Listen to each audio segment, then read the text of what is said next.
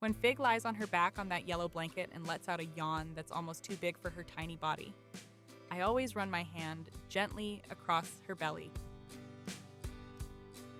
Her little paws curl inward, almost like she's trying to hug the air itself, and her tongue slips out for just a second.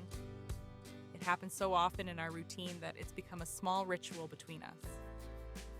And somehow moments like this always remind me that love really can grow, even when it starts small.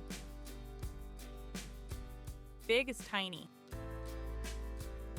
From the very first day I met her at Cats Protection, that was obvious.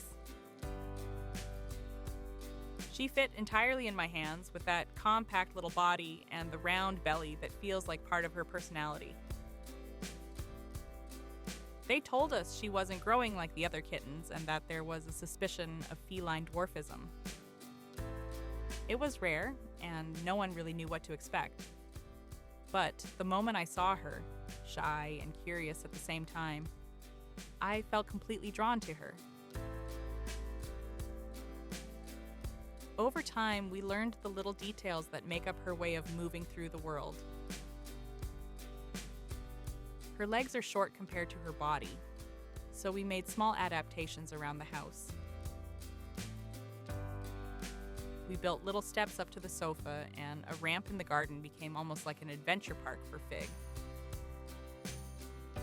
In the beginning, she'd come down each step carefully, pausing at the edge as if she were measuring the best way forward. I'd kneel on the floor and call, "Go on, you can do it." And she really tried, paw by paw, until she slipped down the last step in a way that only she can. As time went on, that ramp that once seemed enormous became part of her everyday life. On many days, I'd watch her come down in what I'd honestly call expert level. Her tail would wiggle quickly when she reached the bottom, and she'd trot across the stone path toward me, meowing like she was announcing a small victory. Inside the house, Fig is all energy and softness at once. She plays on her back on the rug, grabbing my hand with her white paws, nibbling gently, her pink tongue peeking out between little bites. Her yellow eyes go wide when the toy passes by. Sometimes she pauses for a moment, rests her head on the floor, and then launches herself again with all the strength that her tiny body can muster. When it's time for food, I almost always hear the meows before I see her. Is he? They come quickly, firmly, each one sounding like an urgent little reminder. She sits beside me with her body perfectly aligned and watches every movement, waiting for a sign.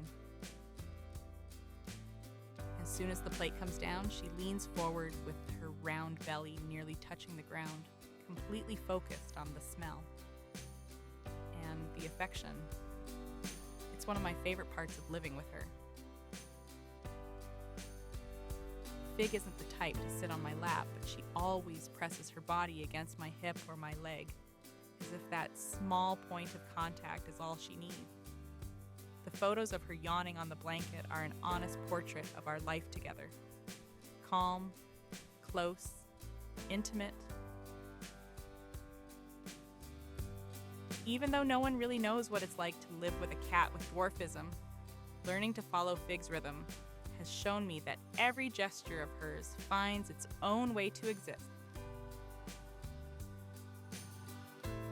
And when she lies on her back again, asking for that soft touch, everything makes sense all over again.